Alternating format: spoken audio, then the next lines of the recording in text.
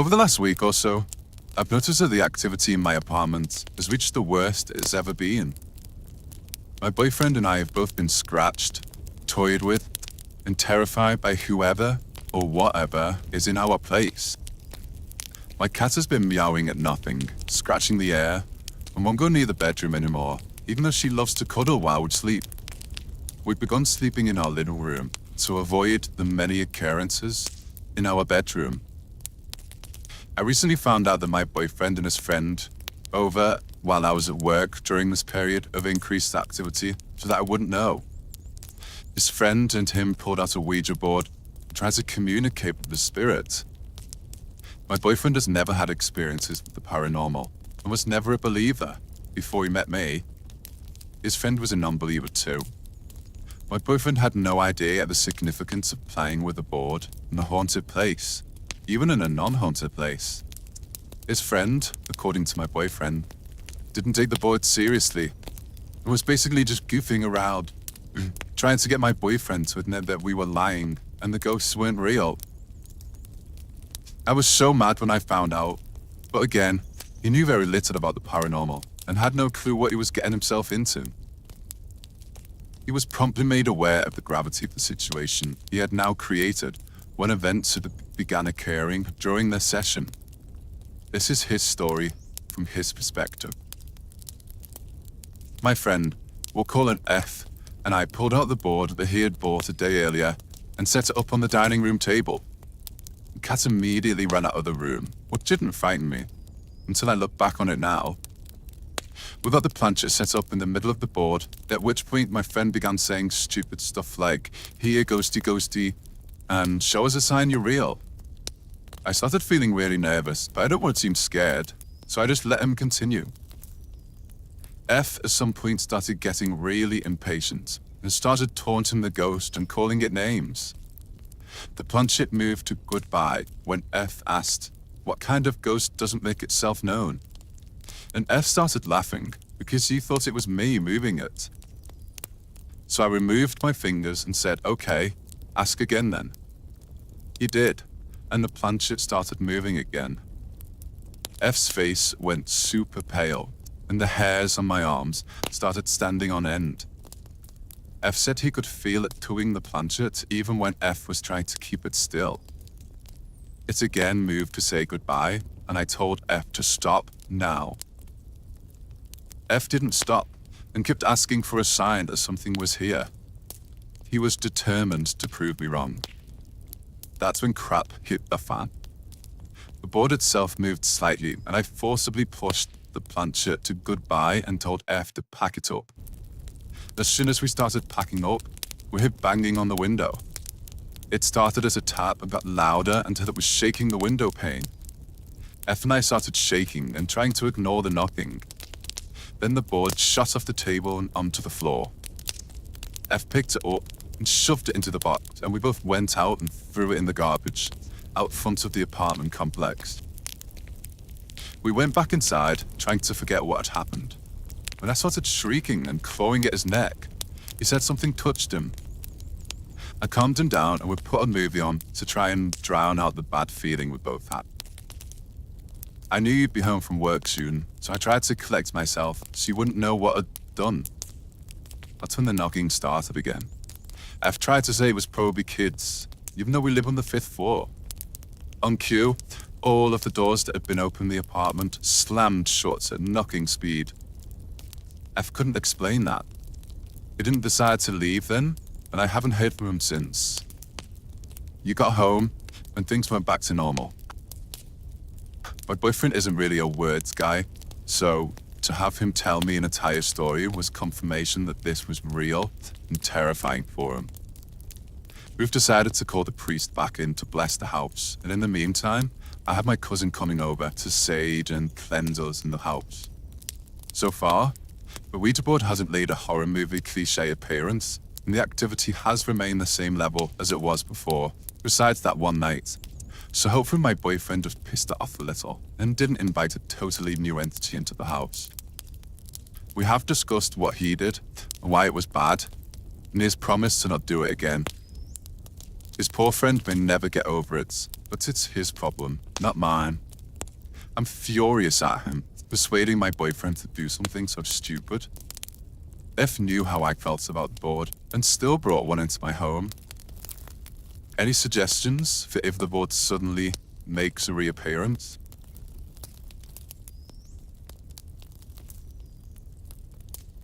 So, my friend was living in this apartment building where all floors were his. His bathroom was in the basement, and opposite the bathroom there was a room, but always seemed locked. One day I was using his bathroom, and when I was done, I noticed that the room across the hall had its door slightly opened, which I thought was odd. I told my friend that the door was open. He rushed down to shut it and lock it, but we didn't speak more of it at this time. About a week later, I was again using his bathroom. On the way in, I double-checked the door across the room. It was shut, so I just did what you would usually do in the bathrooms, and when I got out, saw the door was open again. This time my friend came down, and we both stared at the door. I asked him if I could look inside. He was nervous, but said, "It's creepy as fuck in there. It's why my mom's doll collection." Sure enough, she had wall-to-wall porcelain doll collection. Just thinking of it today, many years later, creeps me the fuck out. I kinda knew I was entering that room was possible, the stupidest idea I ever had, and oh boy, I was right. We locked the door back up and went back upstairs to play some PS3. Nothing really happened that night. A few weeks later, we had a late night at his place, and I was once again using the bathroom. I was standing with my back to the door, and I heard the door to the doll room open up slowly. I just ignored it. Suddenly, I hear dog nails. Us dog people know the sound from anywhere. Scratch up against my door. This spooked me a lot, even to this day. I gathered everything wholly in me and swung the door open, only to find nothing. My friend left the key in the door, so I locked it back up and told my friend. My friend told me that the house has got some weird history. There was a reason that they had no animals in the house, and the few animals they ever had didn't survive on. I can't tell the reason, but it's obscure and very disturbed. This is where it gets a little too much, and to this day, still haunts me every now and then. We were playing some PS3 again, and my bladder is not made for large quantities of Coca-Cola. So, to the bathroom I go. I didn't even notice the door door. I just stormed into the bathroom and did my thing. Suddenly, I hear nails walking on concrete floor outside the door. So I wash my hands and swing open the door, and whatever that thing was, I'll never forget. It was a medium-sized dog with a very messy fur. And you know, when you take a picture of a dog, like reflective eyes, that was how the eyes looked. We stared at each other for what felt like forever. But it was only about 1 second, and it faded out of existence. I was done being alone in this space. My friend didn't really believe me, to be honest. I didn't really believe me either, but I got him convinced to try and catch this thing on video. But our shitty phone cameras was about 10 pixels of darkness, and that wouldn't work. So I did some research and found one of a ghost investigator team with cameras and flashy things, and I told them about it. They were very hyped to spend a few hours in the basement/doll room.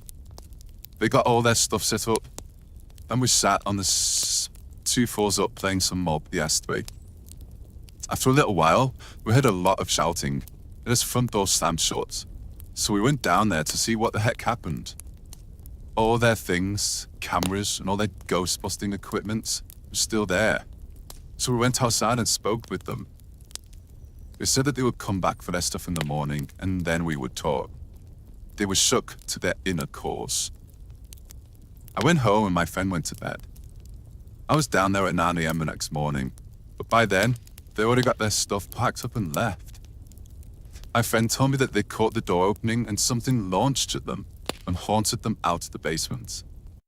I asked if they had any evidence, or at least something to show for it, and no. All their footage, except for the door getting open, was corrupted. I was so sad. I'll never forget their fate.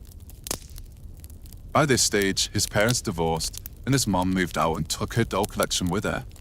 but the thing in the basement stayed there. It was more rare that something went bump in the night, but to this day, I still walk by his old house, and every 8 to 10 months, the house gets new owners, or it's vacant. I wonder why.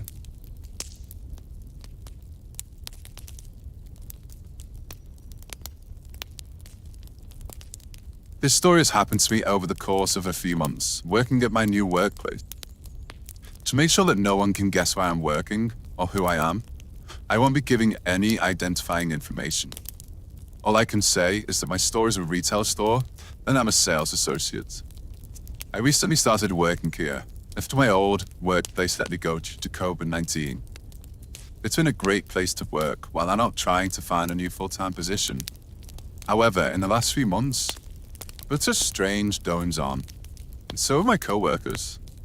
For context, the store is brand new. We've all been working there since it opened in November of 2020. It's a relatively new building that doesn't have a history of deaths on the premises. That is what makes the whole thing confusing to me. Normally, when people experience hauntings, it's in locations where there have been deaths. It's just that's my co-workers and I to assume that it was brought here by one of us. I've always had paranormal experiences in my personal life, and I've had an entity follow me from home to home.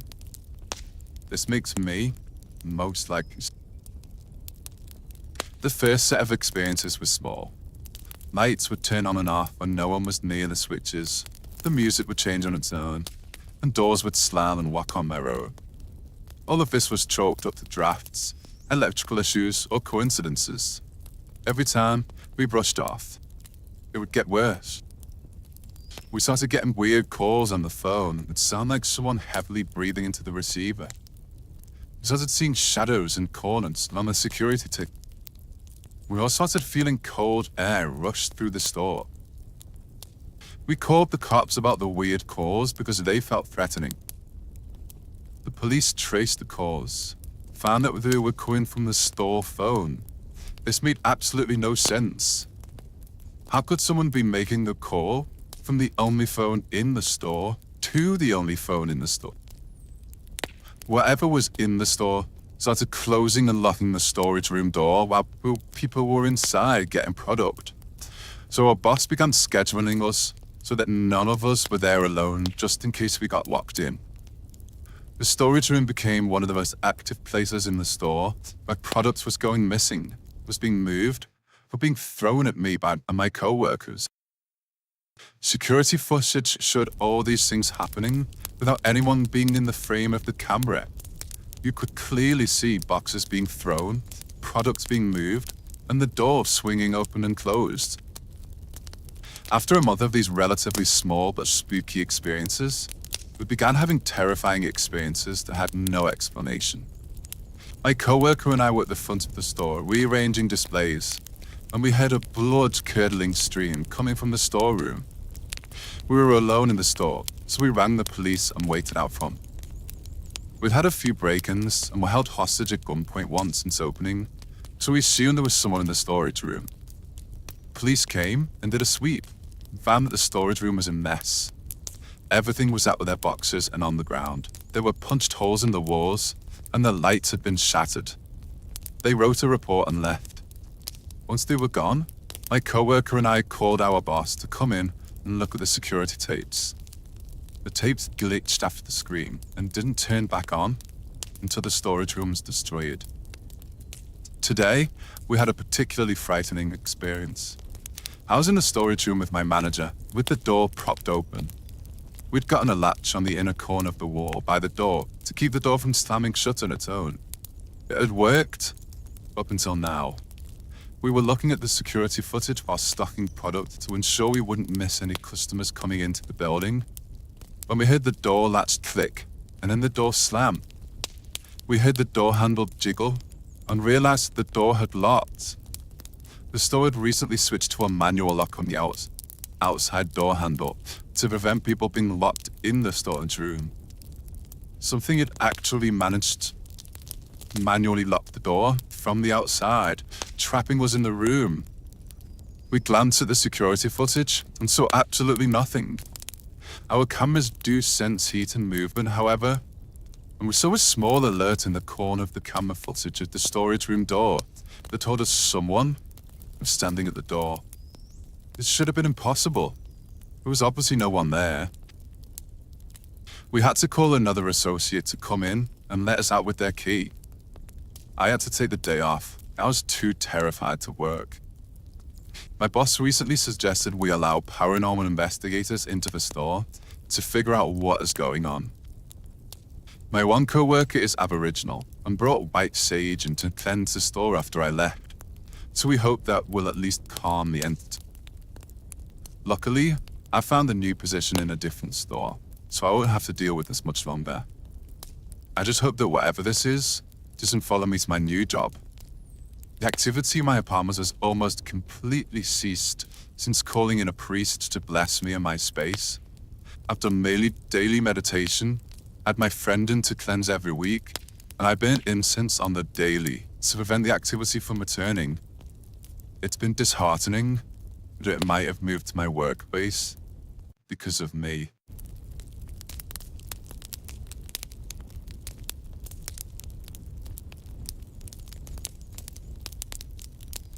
I could see things as a child, as did my siblings. My mother always taught us growing up there are things we might not see or understand, but that doesn't mean that they're not there. I think that's why spirits were always drawn to us. We were more open and willing to listen to the other side. This was an event that happened around 1998. I was living in a 2-bedroom, 4-plex townhouse with my 3-year-old son and his father Mike. Money was tight, so I was thinking about renting out one of the rooms to help out. Mike had a friend who, in my opinion, lacked compassion for others and would brag about how he would get one over on them.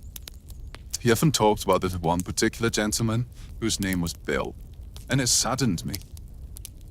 One night we were having a get-together and he asked if he could bring him over.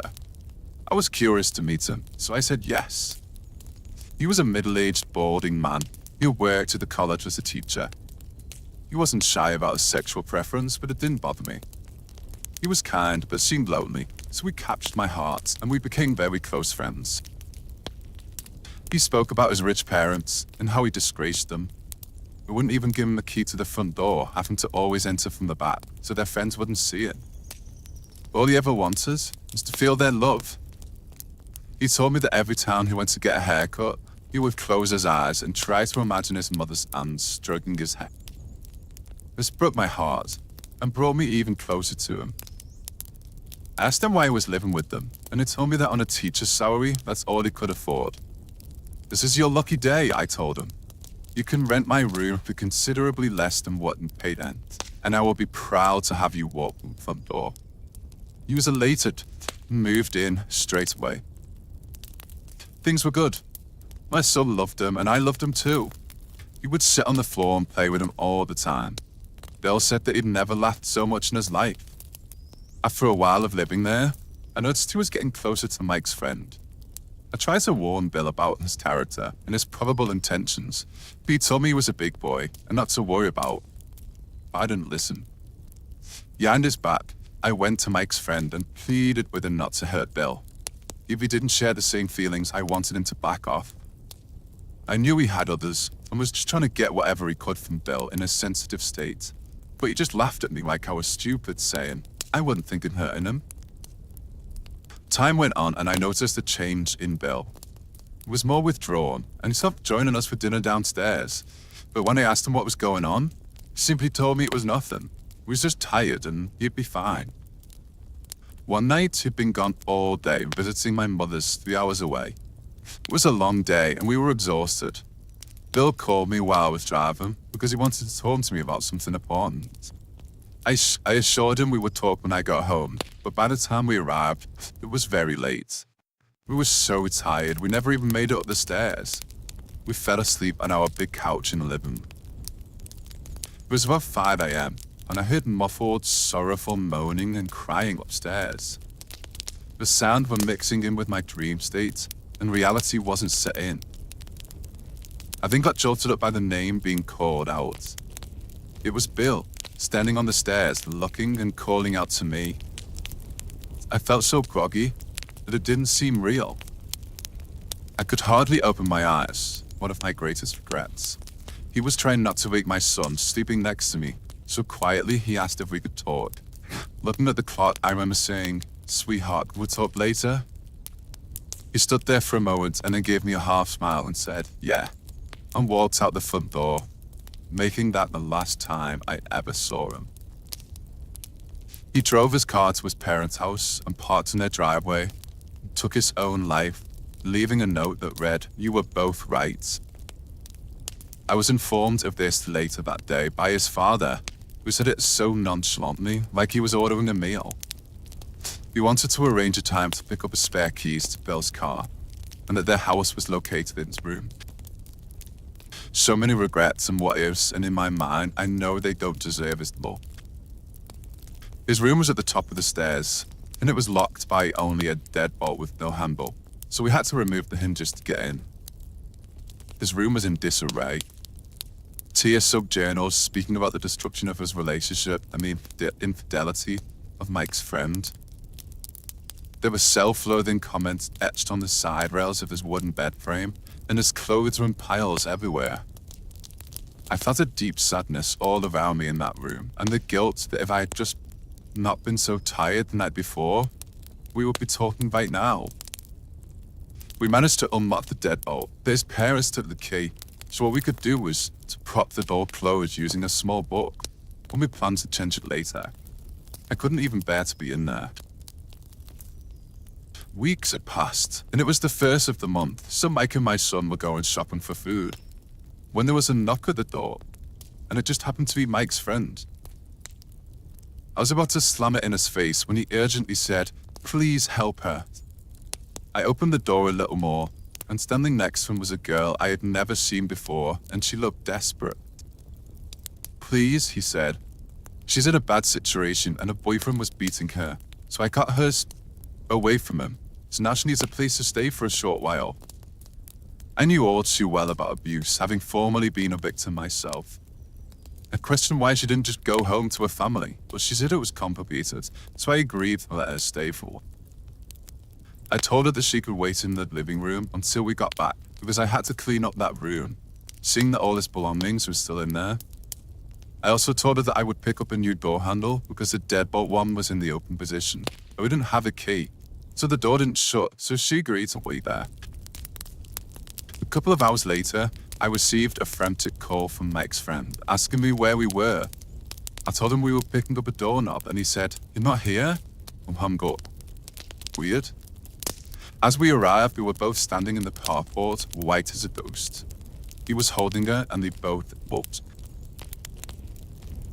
He told me that they went up to that room and laid on Bill's bed with the door propped closed and started to make out. I was appalled. All my friend's stuff was just as he left it. He said that they heard the door lock and the bed started shaking. There were bangs on the door and walls. Some cassette tapes he had recorded with love songs that were dedicated to Mike's friend crashed against the wall. He went on to tell me that he ran to the door thinking we were playing tricks on them, but he couldn't open it because it was locked, and no matter how much he tried, it wouldn't stop. He said that he began banging, continued until the girl cupped her ears and screamed, "Please stop." At that point, he said the door locked, clicked, and the door fell open as if nothing happened. I was shocked. She explained that she was going to her mother's because no matter what the situation was, there was no way she was ever going back inside that house. There was a little bit of disbelief, but at the same time, we were both so adamant that this happened, and to tell you the truth, in the back of my head I told myself, yes, justice. Time went on, and Mike's friend no longer came over, and I was fine with that. I noticed that a few months later, my son started laughing at nothing, as if someone was making funny faces at him, and he demanded I put an extra plate out for dinner. I was always losing my keys because I never put them in the same place. They would miraculously show up in the hut when I knew they weren't there before. One of his biggest pet peeves. One day the doorbell rang and it was Mike's friend. He wanted to sell me something, but I knew he was probably stolen. We always trying to rip. As I was standing in the doorway, I felt the back of my hair move and a slight pressure on my shoulders. His eyes got wide and he stopped talking. He was looking above and behind my head and then grabbed my arm, pulling me forward. Surprised, I said, "What the hell are you doing?"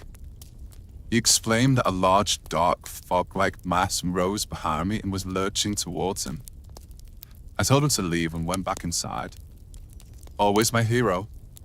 We'd been living there for a while, but once again they raised the rent, so we decided it was time to move. I miss him so much that they will always be in my heart, and I'm haunted by this even today. It takes more muscles in your face to smile and brighten up someone's day than it does to frown and be part of the problem. Do you feel like no one is listening? Talk to someone else. Never try to solve a temporary solution with a permanent solution. If someone comes to you, listen. Taking a few moments out of your day won't kill you, but it might kill them if you... We might not always like or understand the choices that our loved ones make. They are not you. They have to live in their own. It doesn't matter how people look or how they choose to live their life. It's what on the inside that matters, whether it be your child, your sister or brother, or your friend. We all matter.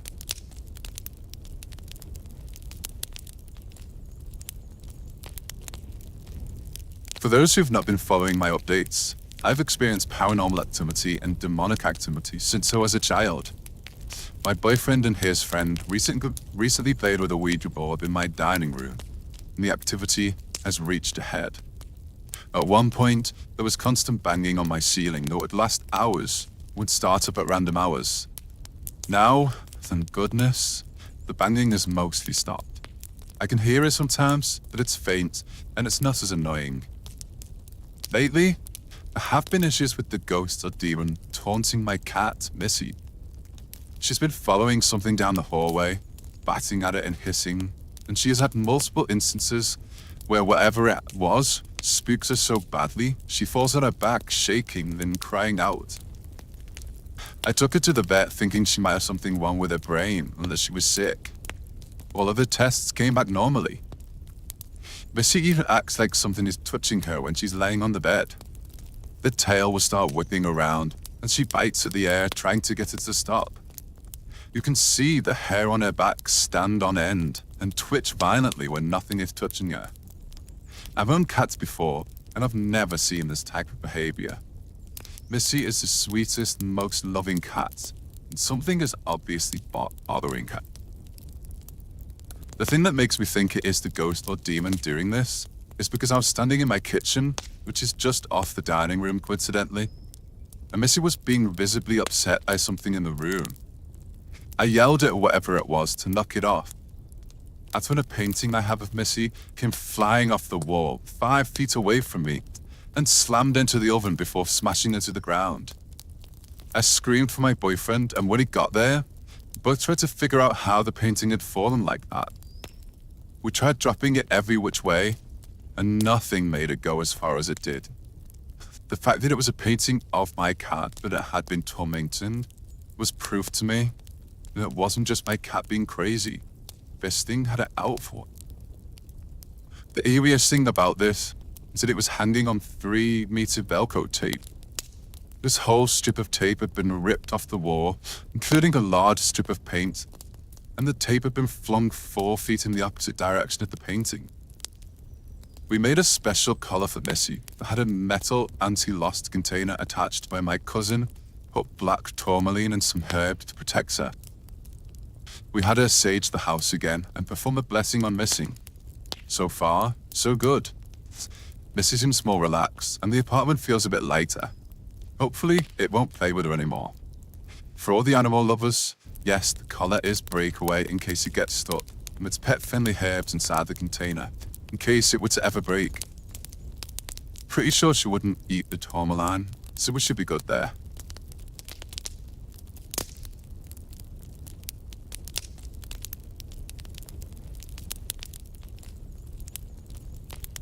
So, my friend rented an apartment in town. In the complex, there were 3 floors. Where the first floor was a kindergarten, second floor was his apartment and his neighbors, a nice Polish couple, and top floor was an elderly couple, living in their late 80s. The apartment building was kinda old, but had its own charm, and for the first 6 months, It was peaceful. My friend doesn't believe in ghosts or anything like that at all, and he never showed interest in the subject either. So I never spoke to him about my ghostly past. About 8 months into him living there, the elderly lady on the top floor passed away. Natural causes. It was a sad day because they were very nice people. And about 8 days after, the husband passed away too. And around this time is when everything started. We started to notice shadow figures moving through his hallway. His front door at one end and kitchen at the other. We tried to recreate this with window angles and such, but him living on floor 2 and no streetlights shining in, it wasn't possible to be people from the outside. My friend found this odd. Not soon after, he would hear dishes from his kitchen getting moved around. Every time we would run out there, 2 seconds of brisk walk, everything would seem to be where it should. The apartment above is where the old people lived, would be empty for a great while. But we would constantly hear footsteps coming from up there, but the landlord assured us that nobody was up there. We even tried to open the door and it was locked with a padlock on the outside. The footsteps became more and more heavy and quickly moving around up there. My friend was losing his shit because in his world, ghosts still exist. I told him he shouldn't worry, but with everything happened, he was so worried. We got to know the Polish couple next door, and oh boy, they had a lot of similar stories to tell. They've heard and seen all the same stuff as us. And it's come so far that they flew in a psychic family member to come visit them. And the day she arrived, we all sat down to do a seance. Now, we didn't tell her anything at all, other than it was a bit spooky at night time, and to be frank, I'm not 100% sure that I believe in ghost killers. But the stuff she told us was crazy to say the least. We never mentioned the couple who lived upstairs. She instantly, as she sat down, saw this old man and lady running back and forth through the wall between apartments, and the old man following her, and they were fighting constantly, especially in the kitchen area. She even described both of them in great detail, and to my memory, was spot on. The few times we've met and spoken with them prior to their death. We asked if we could send them into the light, and it was a flat-out no. There was so much anger and sadness in their energy. This is going to stick around for a while, and it sure did. 3 months after this, nobody could stand the constant activity, then moved out. The landlord renovated the flats and new renters moved in. We haven't been back there since.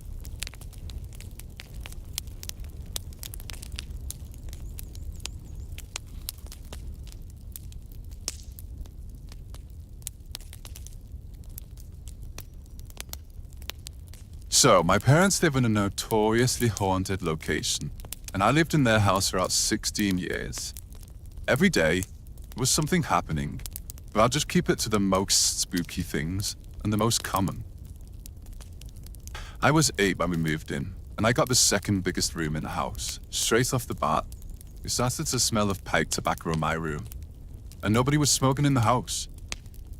Odd, I thought to myself, but I made nothing of it. Soon after, the running began.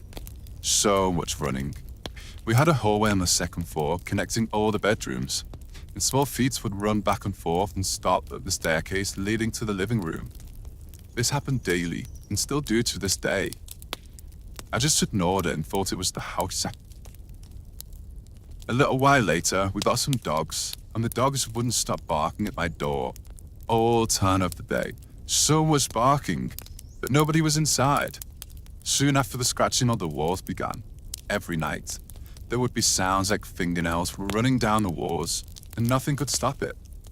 So my family and I doesn't typically believe in anything supernatural, so we didn't really speak about it for years. Fast forward a couple of years, a new thing showed up. This thing was way more aggressive.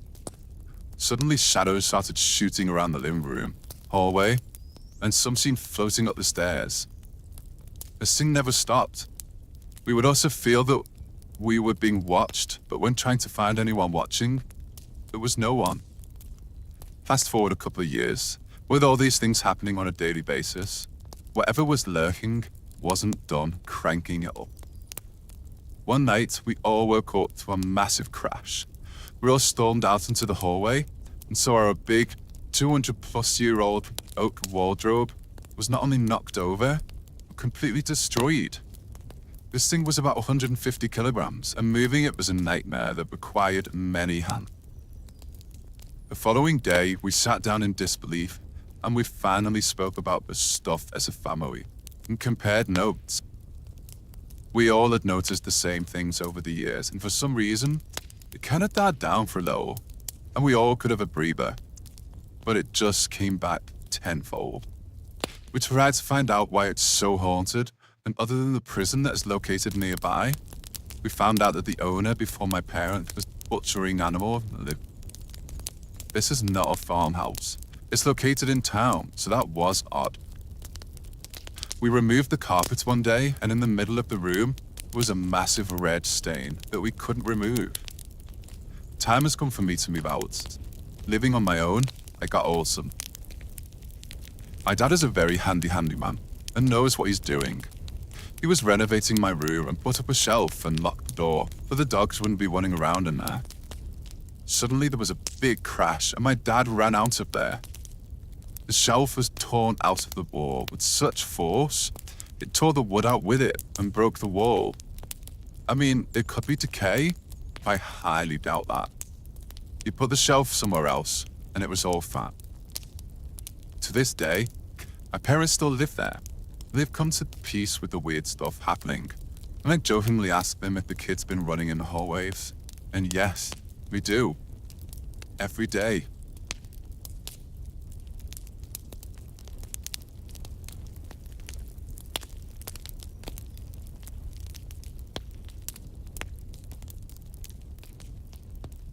I finally found a medium from my cousin's extended family, so I'd come and get a read on the entity or entities that have been torturing me for years, and have now started harassing my boyfriend and my cat, Missy. It was very nerve-wracking having someone come in, because we didn't know what she would find. We were so scared that it would be a demon, or poltergeist, or something else that would be difficult to get rid of. She was very kind before we met her, and did not ask for money or anything else for her services. She was a really calming presence, and we met for coffee before she came over to our apartment. The first half hour she was over, she would tell us that the apartment felt heavy, suffocating. My boyfriend had mentioned that before. I never noticed it until then. I noticed as she had begun getting nervous and started fidgeting. An hour into her visit, she started moving through the space and opening cupboards, doors, and curtains. She moved carefully and quietly, and kept flinching at things we couldn't see. After a few minutes, she finally gathered us into the kitchen and sat us at the table. This is what she said. There are multiple entities in the home. 3 of them are harmless and are just existing in peace next. 2 of them seem aggressive and dark. There does not look to be any demons in our house. The 2 entities that are aggressive and dark are the ones harassing us. She said the one is a poltergeist-like entity that can manipulate its surroundings. She believes this is the entity that has followed me for years. The other entity would be affecting our emotions and dreams. It is not yet strong enough to harm us physically, and she thinks that it is an entity that has been in the apartment for a long time. The advice she gave us is to continue to do cleansing and meditation. Unfortunately, there's nothing that can be done about the stronger entity following me. She suggested I contact a priest regularly to do blessings on the apartment to reduce the activity. The other dark entity is more malleable, and we will hopefully be able to get rid of it. The medium helped the other lighter spirits move to the light because she said the darkest entities were feeding off their energy. Hopefully, with less energy to feed on, darker entities will be less able to harass us. Our plan going forward is to have regular visits with the medium to get rid of the weakest dark entity and hopefully to weaken the strongest. We are hoping that everything will start getting back to normal.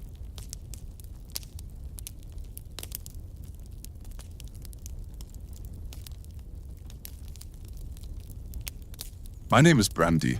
I'm 56 and I live in Washington. All these years, my kids wanted me to write down events that happened to myself and my family. Quite a few members of my family have passed, and I didn't want these experiences to die with them. So for my children, here it goes. A lot of messed up supernatural things have happened to me and my family in my lifetime, most with witnesses. This is one of them. About 25 years ago, while house hunting for a rental, I met the former renter of this run-down but livable house. She warned me not to rent this house because I have small children, and not only was it run down, it was very haunted. And never, she was stern, never let a man live here with you. He will be taken over by the evil that lives here. Now, I'm thinking she's crazy, but she was just bad at the landlord for something, and we needed a home desperate. I was thinking, I've lived through worse, so I blew it off. I ended up renting the house and realizing I should have heeded her warning. I feel I should describe the bedroom so you can get a feel of the surroundings. On one side of the room, there was a full-size bed against the wall where I slept. A small nightstand with a lamp and a single bed next to me against the other wall where my two little girls slept. And in the living room door, at our feet, was the hall door, a closet, and a crib. Many nights we would see the light beneath the door get blocked out, as if someone was walking up to my room and just stand there, then fade away. At first, we thought it was my mother-in-law going to the bathroom, since it was next to our room. But we found out later it wasn't her. And the dog would sometimes growl and scratch, but when we opened the door to the hall, there was no one there. Almost every morning at 6 a.m., we could hear the lid to the toilet slam up, and the toilet would flush. But when we ran in there, the lid was down and the water was calm. A phone would start ringing in my room, despite us not even having one at the time. And we could hear old music coming from the walls from time to time, thinking it was coming from the pipes of our neighbor or something. But our neighbor had already moved out, and the house was completely empty. So many things happened there, but this night in particular caused me to never let my girls sleep in their own bed alone. The girls were so happy that day. They both received a package from my mom full of princess stuff, toys, cups and bowls, 2 beach towels and 2 nightgowns embossed with their favorite princess image. The nightgowns were short and silky, and after their bath, they begged to wear them in bed, so I happily complied. It was quiet in the house that night. My boyfriend's mother, Opal, was with family along with my boyfriend. I don't remember where the dog was, but he wasn't there. I took them in, oldest by the wall and youngest closest to me on the outside. I wasn't ready for sleep, so I put a scarf over the lamp to dim the light so I could still read. Now I'm sitting on my bed next to them, and as I'm reading, the covers slightly came down off the girls. I didn't think anything of it, because my older daughter was notorious for kicking off the blankets, so I took them both in and continued my reading. It happened again, and once again I covered them up. At this point I'm feeling uneasy, and the hairs on my arms starting to raise, never a good sign. I look at my oldest daughter and notice that she hadn't moved. How is this happening? I sat back down on my bed and pretended to read intently, staring at the covers. Moments passed, and I felt myself trembling, trying to hold the book steady. Then it happened. I saw the covers start to move, but the girls were still. I was confused. I didn't understand what was going on. The covers then were pulled down with force, so I leapt up and grabbed the covers from the end of the bed, pulling them up. At this point, I'm standing next to them, and my voice quivered as I firmly said, "Stay away from my girls." I still don't know who I was yelling at. I sat on the bed next to them, gripping the covers tight, when they jerked from my hands, down to the foot of the bed, exposing my girl's legs, and my youngest daughter's nightgown started to raise, and she started to scream as if she was feeling pain, waking her sister. I threw my body over both my girls and screamed, "Get out!" repeatedly. Trying to calm them down and protect them, we stayed huddled together all night. And this was the last time they slept alone in that house. I was able to get a bigger bed, and we all slept together from that point on. I don't have photographic evidence, but my youngest daughter had large red marks on her thigh. Nobody prepares you. You just have to live through it. If I had enough money at the time, we wouldn't have had to. The first time we saw him, it was a nice day. The kids and I were out grocery shopping, having a good time. I usually keep the living room light on when I know we were going to get home after dark. It was just starting to be dusk. I pulled him to the gate, and I think the kids were a little too rambunctious. Too much spare change quarter machine candy, I guess. I sat for a moment planning my attack on getting all these groceries, a sleeping baby, and the two girls up the stairs and into the house, when I noticed movement in the living room. No one was home. I could hardly see anything in there because the light wasn't on. I started to get out when the girls jumped out of the car and started running for the steps. "Stop!" I yelled and ran over to them. We could hear noises like a child running around, and my eldest daughter to this day says she saw a little boy and describes him to a T, but at that moment, I thought it might be an intruder or something. 3 steps went up to a landing, the locked front door opening into the screened-in porch, then the 3 French doors. I told the kids to go to the car. They were too scared to leave my side. Both of them clutching the back of my shirt, I armed myself with a big stick by the landing and forged through. Wham! I burst through the door and he was there. His face with his 2 hands cupped against the glass as if he was peering out. And then he vanished. We went inside and I searched every room with my obviously freaked out girls practically attached to my side. There was no one there. Was my mind playing tricks on me? Was I projecting fear onto the girls? I turned on all the lights and ran out to get my sleeping baby and the rest of the groceries, and I stopped in my tracks. There on the glass were 2 crescent moon handprints, and it was fogged up where the nose was. It stayed there for at least 20 minutes. Let me add my thoughts here. I don't feel we always need words to communicate with them or for them to get a message to us. They are not bound by flesh. You just have to be open and always keep your will strong. To this day, I couldn't get the image of the sad little boy standing in the corner. As I said in my first post about what we were met with when all came home from our trip. People were standing around, 2 separate groups like 2 different times, and there was a couch not where our couch was, and a man in a white tank top sitting there. He was dirty, and he was looking at this boy standing in the corner with such hatred. You could tell though your boy was abused by the way he was standing there with his head down. That's when he looked at me, and it pierced my soul, even now, thinking about him. At night, you could look out the French doors at the storefronts across the streets and the desert field. The property was pitch black, so you could see the reflection of whatever was behind you. That night, everyone was asleep.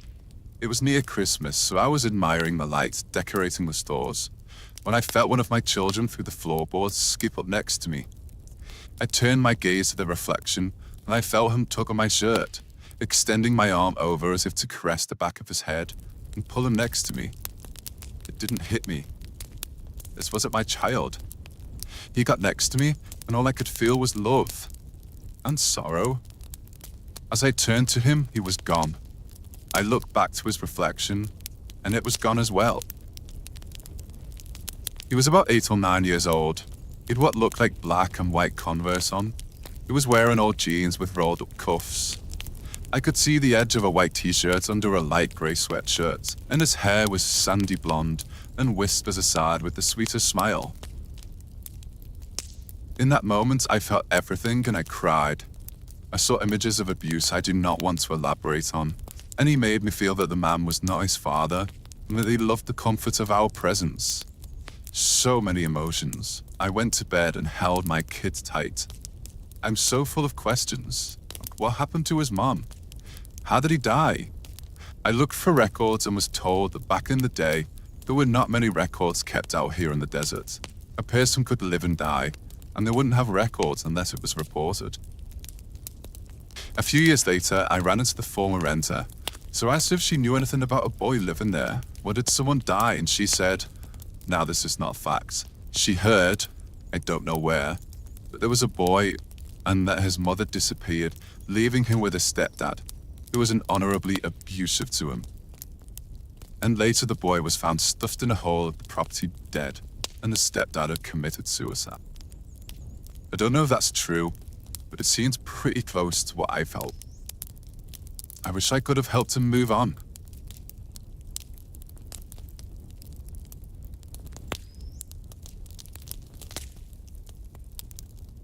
Recently, the ghost that's in my apartment was sort of banging on my walls and my ceiling. I called my landlord because I thought it was construction at first. There was only one apartment above me, so I thought they may be doing flooring or something, and for the first 3 days, I didn't pay it much mind. Then the banging started happening at 1 a.m., 3 a.m., 5 a.m., and late at night, so I knew it wouldn't be my landlord. I originally called him to complain that my upstairs neighbors were doing construction at all hours. But when he said there was no one living above me, and there was no construction going on, he decided to come over and hear it for himself. It was around 10 p.m. when my landlord came over and the noise was still happening.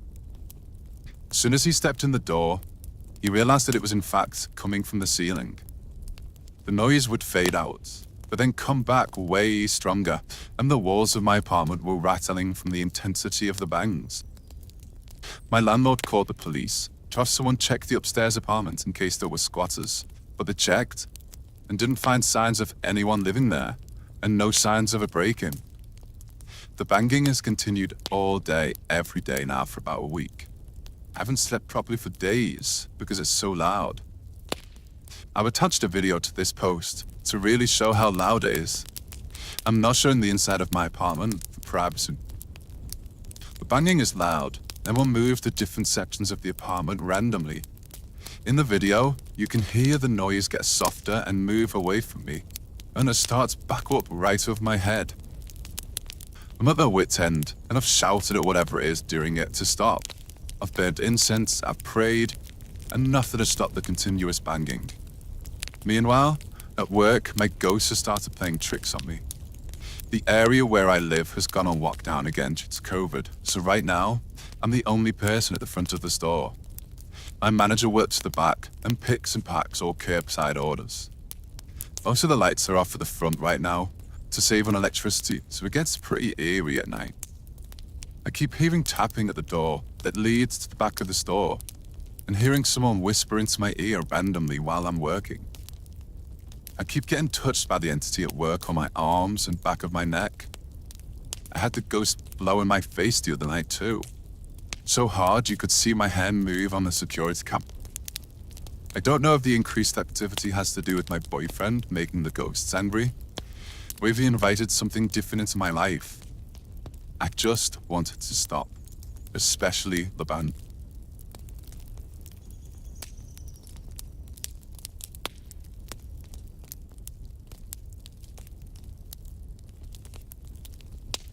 I recently left my old workplace for a full-time position elsewhere. My old workplace had terrifying entities that would mess up with us all the time. This new place is an old plaza that sits right next to a graveyard. Yippee. If I'd have known that, I wouldn't have accepted this position. Last night, I was working the closing shift with my manager and another co-worker. I'd ran to the back of the store to use the washroom, and had left the two of them at the front of the store stocking product.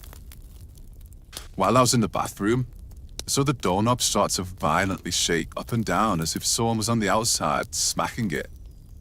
I yelled for my manager to knock it off, assuming it was him because of his penchant for practical jokes. The door handle stopped immediately, so I continued thinking it was him while I finished up. I went out to the front of the store and noticed that both my manager and co-worker were engaged in a conversation with a customer. I said, "Hey, you guys need to stop screwing around when this customer's here." Both of them asked what I meant, and I told them what had happened. They both went pale, and my heart sank.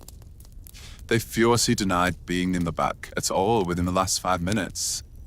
Our manager went and grabbed the security footage so we could watch it back. In the footage, you can see me enter the bathroom. You see the doorknob shake violently for a few seconds, and then you see me leave. No one else was in the footage, and we all felt very unsafe in the space. My manager agreed we could close early to avoid being there later than we had to be. Everything just went downhill from there. I was cashing out a customer when all of a sudden, all of the lights turned off in the store. They were off for about a minute while I searched for the light switches. All of the switches were in the off position. I had to turn all the switches back on. Most of the switches were 6 feet away from each other on different walls, so it definitely wasn't an electrical problem. Customer I was helping joked that we were haunted and left happy with the items. We all started our closing duties and locked the door. As my manager and I were in the storage room, we had a large cardboard box filled with heavy products right beside us. While we watched in horror, the box skidded across the entire 5'1" table and fell off beside my manager. We both screamed and left the building immediately. We ended up just locking up the store without doing the closing duties, as my manager believed that we're no longer safe in the store at that point. We've now changed our hours to 9 a.m. to 9 p.m. so that we don't have to be in the store after 10 p.m. Hopefully this will help, because I've had so many paranormal experiences, I can't count them. I think I'm bringing bad luck and this entity with me wherever I go, because my coworkers had never experiencing anything like this before I started working there. Even our CEO won't come into the store anymore because of her experiences there. Last night was the worst night of my life to date. Something happened that was so terrifying that my boyfriend and I decided to get a hotel room, which is very difficult to do because of COVID lockdown rules. We had to send my cat to my mother's place because we didn't want anyone getting hurt. It started when we had some thunderstorms blow over. My boyfriend and I really enjoy thunderstorm watching on our patio, so we went out with a cup of tea and sat and watched the storm. While we were still outside, we heard knocking at our sliding glass door. We assumed it was my cat, Missy, so we ignored it for a bit. It kept getting louder and louder until we finally looked to see what it was. The glass was shaking from the pressure of the knocking, but nothing was there. No cat, no person, no nothing, just the knocking and the panes of glass vibrating. We freaked out for a bit and just stood watching the glass moving and listening to the knocking until the rain started. It was pouring so bad, so we had to go inside. The knocking stopped as soon as my boyfriend put his handle on the handle. We entered slowly and went into the bedroom away from the sliding doors. The bedroom looked like it had been turned upside down. Covers were turned off the bed, the nightstand was upside down. All my clothes and my boyfriend's clothes were scattered everywhere, and the cat was hiding under the bed. We cleaned up quickly and went into the kitchen to chill for a bit before bedtime. We didn't talk about what had happened because we didn't want to acknowledge it. We just tried to go about our nightly routine and go to bed. That's when all hell broke loose. We were laying in bed while I was on TikTok and my boyfriend was reading. We started feeling really scared. My boyfriend just looked at me and I knew he was feeling what I felt. We shifted closer together and started listening for something, anything, to happen. Our cat, who was at the bottom of the bed, ran out of the room suddenly and made my boyfriend and I more uneasy. That's when we felt it. We felt the bottom of the bed press down, heard the springs compressing, and saw a large dent in the foot of the bed grow until it looked like 2 handprints and 2 knee prints, like someone was on all fours on our bed. All we could do was stare in horror as the prints started moving upwards towards us slowly. If we tried to get out of bed, we would have to go through whatever was there. It had moved to the point where I had to pull my legs up to my chest to avoid the prints. The prints suddenly disappeared, and my boyfriend and I ran out of the room as fast as possible. We grabbed Missy and ran to the car, only stopping to grab wallets and keys.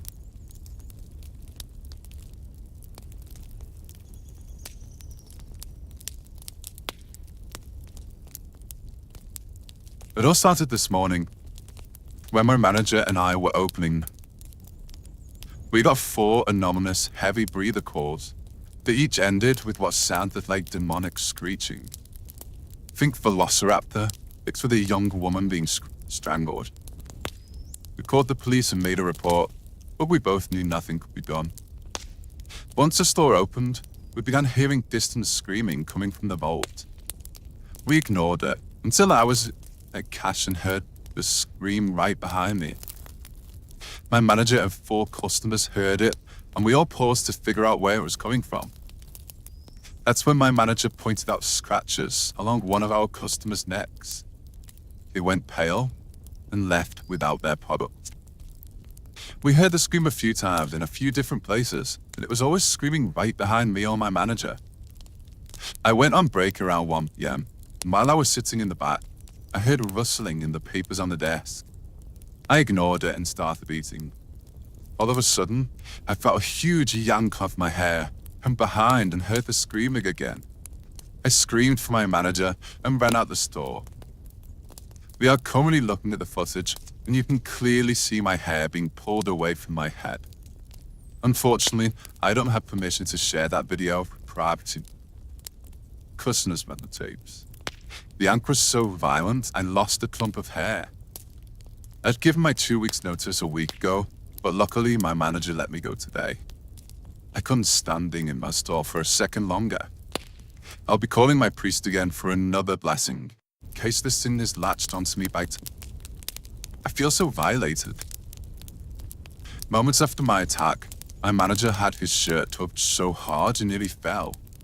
Again, on the tapes, you can see the shirt being pulled away from his body by an invisible force.